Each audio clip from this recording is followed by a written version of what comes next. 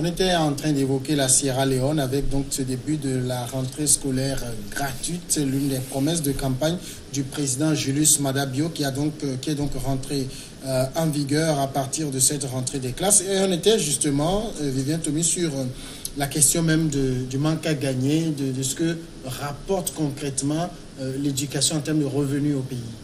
Vous savez, il y a le proverbe africain qui dit le maïs, quand il est semé, ne produit pas les fruits le même jour. Mais bien des jours après, on a quand même le fruit escompté ou le résultat attendu. Alors c'est la même chose comme l'éducation. L'éducation aussi, c'est un investissement à long terme. Et cela rapporte toujours au pays. Alors, vous n'aurez rien pour le moment, mais 10 ans après, 5 ans après, vous avez les résultats. Alors aujourd'hui, ce qui, moi, me frustre, c'est que on n'arrive pas réellement à adapter l'éducation au système d'emploi. Aujourd'hui, combien de nos jeunes sont formés directement pour devenir des techniciens, faire des innovations, créer.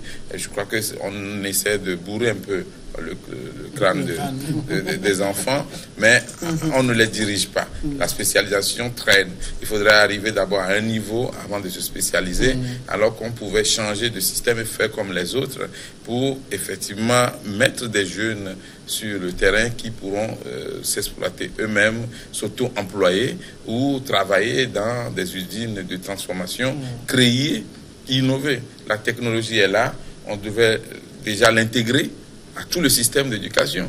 Je ne vois pas que ce soit l'enseignement général, que ce soit l'enseignement technique. On doit déjà apprendre au cours primaire, déjà à l'enfant à manipuler l'ordinateur, à travailler sur l'ordinateur.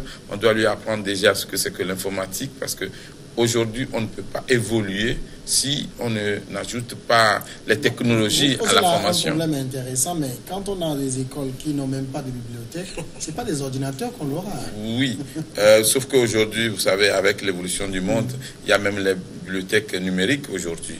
Il y a la bibliothèque numérique, donc je dis, à défaut de trouver tous les livres pour l'école, il faudra mettre peut-être un ou deux ordinateurs avec une connexion Internet à 28 000 francs par mois ou une négociation. Il faut trouver une solution. Non, je crois que c'est une question c'est une décision politique en fait. Si le gouvernement décide aujourd'hui d'introduire l'informatique ou l'étude de la technologie dans le programme, ce sera fait. Pas peut-être en même temps, mais d'ici 2 ou 3 ans. Mais ne pas l'intégrer du tout, je crois qu'on est en train de perdre quelque chose. Vivien est en train de poser le problème même du programme même de l'éducation. Et je vais te donner un exemple. Vous savez, vous pouvez vous faire former en physique, où on vous dit, si vous mélangez du bleu à ceci, ça donne ça. Mais vous ne voyez jamais. C'est au tableau, on vous fait des dessins, on met la couleur bleue. Vous ne savez pas ce qu'on appelle ça. Oui, mais avant même, on avait même au niveau des collèges. Moi, quand je faisais le collège, il y avait les salles d'expérimentation où on allait, on nous montrait ces choses-là. Je ne sais pas s'il y en a encore maintenant. Mais il pose un vrai problème sur le programme et il le faut. Et à chaque fois, l'État arrive à avoir au niveau du programme. Mais bon, il faut quand même évoluer. Le monde évolue et il faut adapter notre école à l'évolution. Si on prend l'exemple du Togo, on est encore dans le programme de 75. Oui, mais ça va. Il le faut. Oui, mais ça veut dire que c'est bien de rendre une école gratuite. Mais qu'est-ce que les enfants vont aller apprendre? C'est ce que je dis. Il faut adapter nos écoles, notre enseignement à l'évolution du monde. Donc, non, mais parlons par exemple des livres qui sont au programme. On continue par étudier des anciens livres, c'est bien, mais il y a aussi de nouveaux livres qui sortent qu'il faudra intégrer. Prenez même les livres qui sont au programme dans nos lycées. Combien de livres sont des livres écrits par des Togolais? Alors qu'il y a aujourd'hui beaucoup d'écrivains togolais qui sortent du lot quand même. Il y a des spécialistes au niveau de l'éducation et de la pédagogie qui savent quel livre il faut étudier. Et je crois que... Mais il faut actualiser. Il faut actualiser le programme. En plus de ça, je crois que le gouvernement n'est pas... au moins, il prend aussi des mesures pour pouvoir... il pense à l'éducation. Pas plus tard que la fois passée, ils avaient annoncé même introduire une filière d'enseignants au niveau de l'université. Ouais. C'est que non seulement au niveau des programmes et des matériels, il faut aussi des enseignants bien formés et qui sont dévoués. Des gens qui sont formés à la fonction enseignante pour pouvoir donner une éducation vraiment de qualité aux élèves. Donc, mais en fait, ce problème d'éducation se retrouve un peu partout. C'est vous sur qui a la parole. Ça veut dire quoi? Il ne suffit pas de dire c'est gratuit. Oui. Les mesures d'accompagnement sont la gratuité, ça c'est pour aider les parents un peu. C'est une décision politique après tout. Bon. Une décision politique, mais et qui va dans l'intérêt du peuple, parce que je vous dis que la gratuité de l'école profite quand même aux parents. Et si peut-être au niveau des villes, si on ne sent pas cette gratuité, et ce qui veut dire aller à l'école gratuitement, au niveau des campagnes, ils arrivent même des fois où on dit que le collège est peut-être à 1000 francs, on arrive même à renvoyer des élèves pour ces 1000 francs. Donc maintenant qu'on dit que c'est gratuit, je vous dis que les parents envoient leurs élèves, leurs enfants à l'école. Ils n'ont plus d'excuses. Maintenant, il appartient à l'État que ces enfants qui sont envoyés, ces élèves qui sont envoyés à l'école, il appartient à l'État de bien les encadrer pour que demain, ils puissent assurer la relève. Alors là, on a une promesse de campagne du président qui est en train d'être réalisée, mais beaucoup de parents avaient espéré que ce soit l'ensemble des coûts qui a été pris en charge. Là, ils seront déçus. Bon, ils sont déçus. Mais c'est une promesse de campagne, comme tu l'as dit. Bon, ce n'est pas que ce n'est plus gratuit. Je pense que ça va venir. Ça va venir. Ils ont commencé. Ça va venir. Le pays revient de très loin. Avec Ebola, avec tout ce qui s'est passé dans le pays, ils reviennent de très loin. Donc, ils ne peuvent pas tout de suite embraser tout au risque de se casser la gueule. C'est une promesse de campagne, certes. Bon, on connaît ce que c'est que les promesses de campagne, hein. Bon, on n'est pas obligé de tenir toutes les promesses en même temps. Il ne faut pas les faire. Hein. Oh bon, en politique c'est de bonne guerre. Aujourd'hui, en politique, c'est de bonne guerre. C'est bon. Il a un mandat et à la fin du mandat, s'il n'arrive pas à tenir cette promesse-là, on pourra le juger par rapport à ça.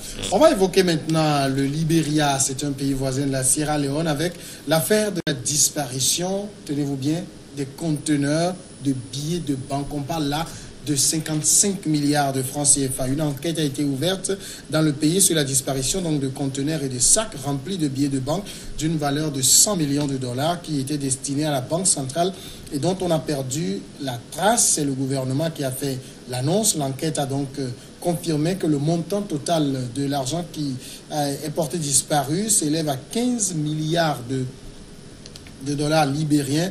Le gouvernement mettra tout en œuvre pour retrouver les responsables de ces actes, a ajouté le ministre du président George Weah, le ministre de l'Information Len Eugène Nagbe. Faire disparaître 55 milliards, il faut être, je ne sais pas moi... magicien. Non, moi, je pense que c'est le monde à l'envers. C'est le monde à l'envers parce que moi, je ne vais pas indexer les premiers responsables du pays, mais chaque pays fonctionne de telle manière que même s'il n'y a pas de président, les choses devraient aller normalement. Vous prenez des pays comme la Belgique où on est resté sans gouvernement pendant presque 2 ans, mais le pays fonctionnait normalement. Parce que ceux qui sont chargés de la sécurité vont faire le travail, ceux qui sont chargés des contrôles vont faire le travail, ceux qui assument effectivement les audits vont travailler. Donc aujourd'hui, on ne peut pas comprendre dans un système comme celui de la Banque centrale que des fonds disparaissent comme ça, comme par enchantement, comme par magie, comme par baguette, je ne sais pas quoi, mais c'est de n'importe quoi, parce que les fonds ont été effectivement enregistrés.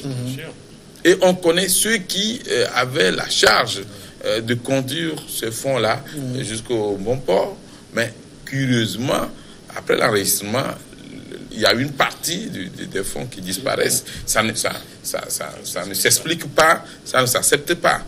Moi, je crois qu'il faudrait que les enquêtes se poursuivent et que les auteurs de ce crime-là, parce que c'est un crime financier, puissent répondre. Mais c'est en même temps l'occasion de se poser la question de savoir est-ce que nos pays africains devraient continuer par se faire des monnaies au niveau national? Est-ce qu'il ne faudra pas finalement penser à faire la monnaie africaine pour tout le continent? Est-ce qu'on ne peut pas trouver une solution pour qu'on ne soit pas chaque fois obligé de se jouer en solo quand il s'agit de confectionner les fonds de son ça va pays? poser aussi un problème. Il y a des pays qui ont des monnaies fortes, d'autres ont des monnaies plus faibles. Comment on fait pour harmoniser. Oui, le début sera toujours difficile, mais par la suite, des solutions seront trouvées. Vous savez, les zones qui utilisent le franc CFA, si on prend la zone de l'Afrique de l'Ouest et la zone de l'Afrique centrale, nous appelons là le franc CFA. Mais quand, c'est même pas, il n'y a pas de convertibilité. Quand pour aller au niveau de l'Afrique centrale, il faut convertir en euros, et convertir dans le CFA. Quand j'étais au Cameroun, j'étais dessus parce qu'il y avait le franc CFA de mon pays, le Togo, et le franc CFA du Cameroun, c'était pas la même chose. La valeur n'était pas la même, alors qu'on avait une même source, c'est la France. Alors aujourd'hui, ce qu'il faut, c'est essayer de trouver une solution. Quand on prend un pays comme le Gabon, le niveau de vie n'est pas la même chose que dans les autres pays. Le Togo est le pays où on peut manger pratiquement moins cher, mais nous utilisons la même monnaie avec d'autres pays. Donc aujourd'hui, ce qui va se passer, c'est que quand il y aura une harmonisation au niveau continental de la monnaie, c'est que chaque pays va s'adapter à la nouvelle situation. La vie sera chère dans certains pays, on va dépenser plus pour avoir moins, et dans certains pays, nous par exemple au Togo, ça va beaucoup nous aider en réalité. Vincent Amegavi, quand on fait disparaître 55 milliards de francs CFA, ça paraît fou, parce que c'est pas de l'argent qu'on peut porter.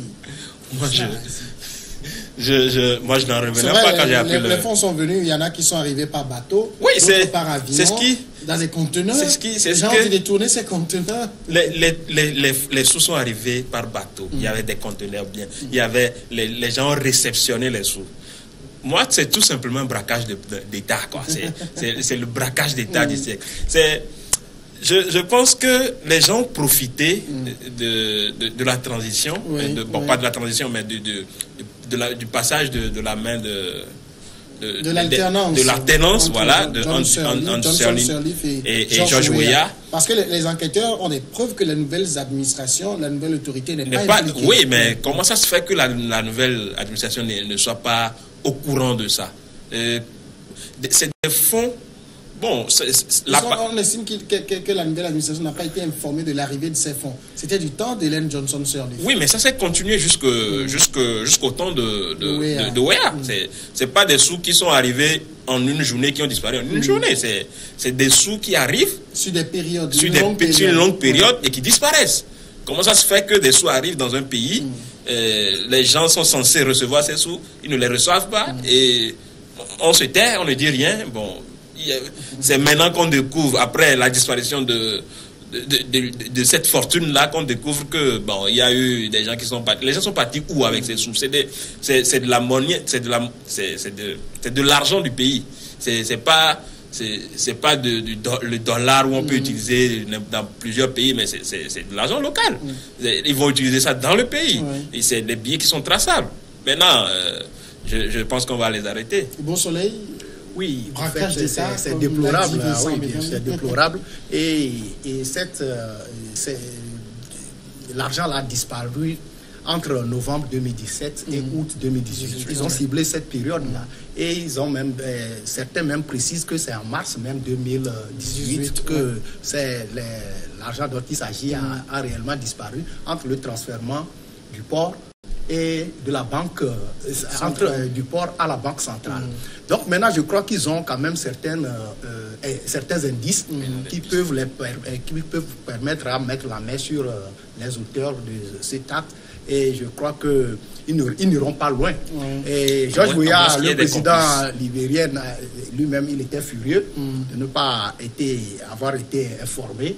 Et il a promis, son gouvernement a promis de tout mettre en œuvre pour retrouver les fauteurs de troubles, ces voleurs, et les châtier comme il le faut. Et puis vous allez voir que ça ne donne pas confiance au système de sécurité du pays. Et le ministre de la Justice même a dû appeler la population au calme. pendant que l'enquête se poursuit. Parce que dire que 15 milliards ont disparu comme ça, mais que font ceux qui assurent notre sécurité?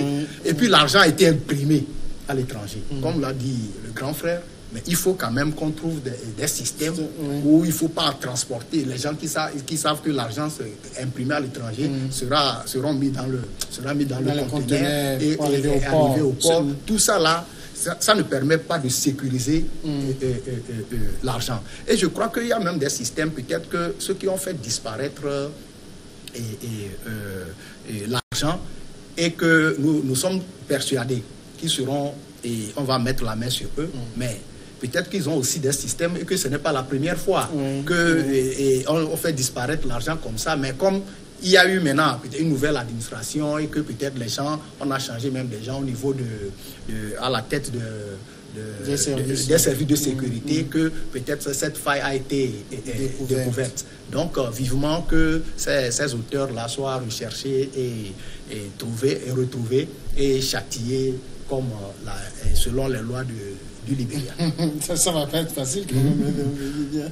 Ouais, il faut dire que ce n'est pas la première fois que ça disparaît comme cela, et c'est pas seulement au Libéria. Vous vous souvenez, même à côté de nous, au Bénin, en Côte d'Ivoire, au Togo, c'était d'une autre façon, parce que l'agent qui a disparu au niveau de l'aéroport, c'était un braquage avec des coups. Là, il y a eu des coups tirés. Mais au Libéria... Si l'argent a disparu. Oui, au Libéria, c'est un réseau bien organisé qui a fait cette opération. Je n'arrive pas à concevoir comment on peut détourner 55 milliards. C'est très facile. C'est très facile puisque... C'est pas un détournement. Non, pas forcément. Les 55 millions ont disparu ont disparu avec les conteneurs. Donc le conducteur de ces conteneurs, même ceux qui ont déchargé, ceux qui étaient censés faire le contrôle, ceux qui ont assumé la sécurité, c'est tout un réseau bien organisé. Et au niveau même des hauts gradés, et au niveau des responsables de société du Libéria, il doit y avoir de la complicité. Donc je crois que Georges Weah et son équipe ont vraiment du pain sur la planche, parce qu'il faudra démanteler le réseau, et ce ne sera pas facile, et il faudra retrouver cet argent parce que c'est dangereux. Quand il y a un réseau qui détient une certaine somme, et vous ne savez même pas si c'est le vrai chiffre, parce que c'est ce qu'on a signalé. Est-ce qu'il y en avait eu avant? Est-ce qu'il y en a plus? Qu'est-ce qu'ils ont réellement? Et qu'est-ce qu'ils font avec cet argent? Tous les gouvernements surveillent effectivement l'enrichissement de leurs citoyens. Parce que quand des réseaux s'enrichissent d'une façon illicite et d'une façon très grave, vous pouvez vous attendre aussi à un coup d'État.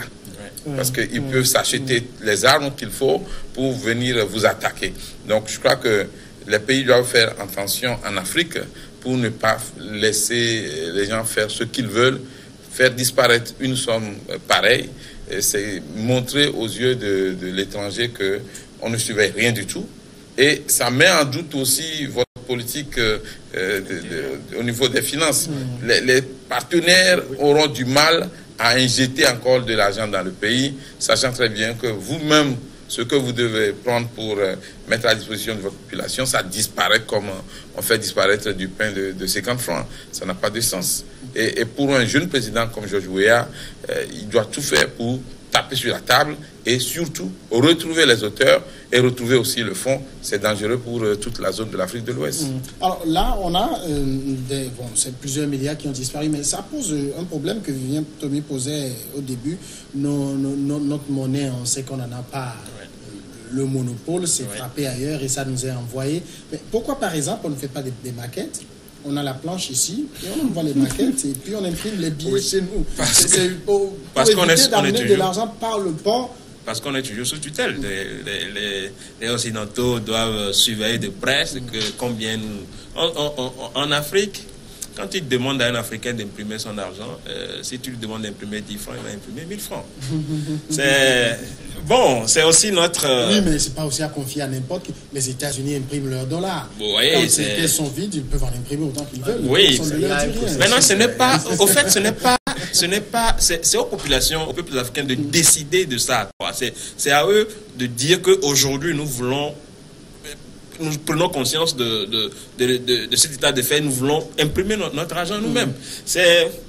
Bon, il y a des velléités avec Kémy Séba et autres demandant aux gens de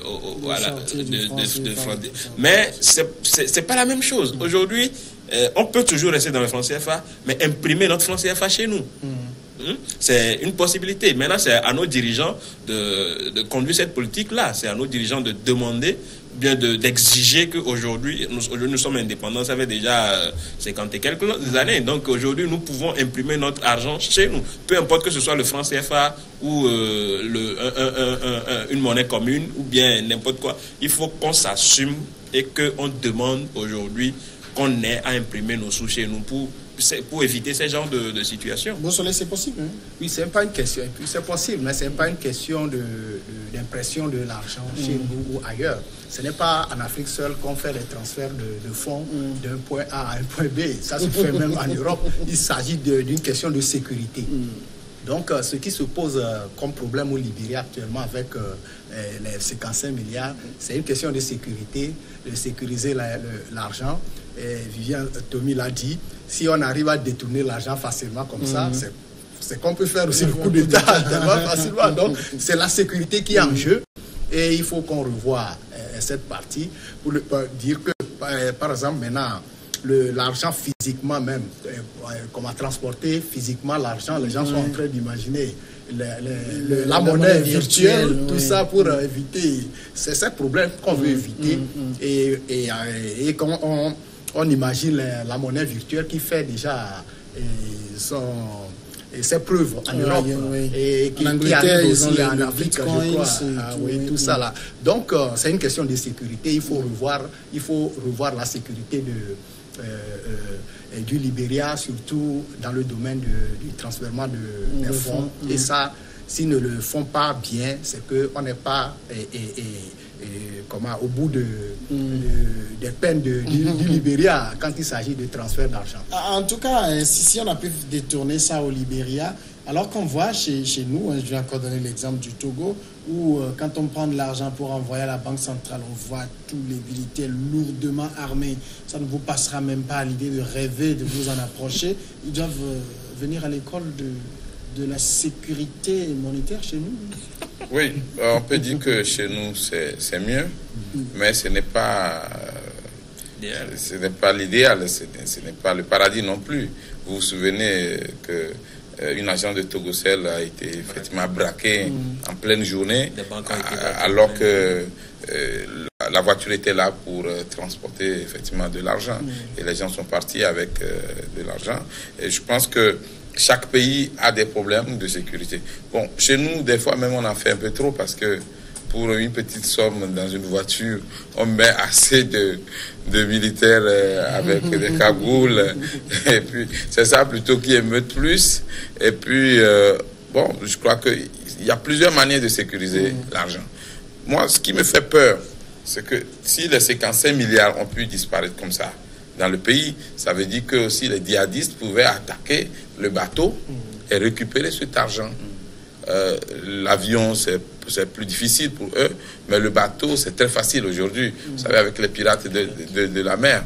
Alors, aujourd'hui, on doit se poser la question de savoir est-ce que c'est la meilleure façon, le fait d'importer de l'argent de l'extérieur. Est-ce qu'il ne faudra pas trouver une solution africaine, effectivement, une solution au niveau interne? Je pense que la monnaie virtuelle... Comme ce que je disais, faire imprimer chez nous, pourquoi pas? Mais pourquoi on est obligé d'être toujours avec nos anciens amis? Bon, aujourd'hui, ils sont nos amis, toujours quand même. Mais on n'est pas obligé d'être toujours derrière leurs Il y a aussi des enjeux politiques derrière. Hein, parce que c'est vrai que la question monétaire a fait assassiner des chefs d'État. Bien sûr. Donc, aucun dirigeant ne veut effectivement provoquer la colère des Occidentaux en disant je vais être indépendant pour ne pas vivre le cas de la Guinée, Conakry. Mais je pense qu'il faudra qu'il y ait un courage, il faudrait qu'il y ait un dirigeant qui puisse dire écoutez, maintenant ça va, nous devons être indépendants. Et si vous ne pouvez pas le faire, mettez ça sous le coup de l'Union africaine.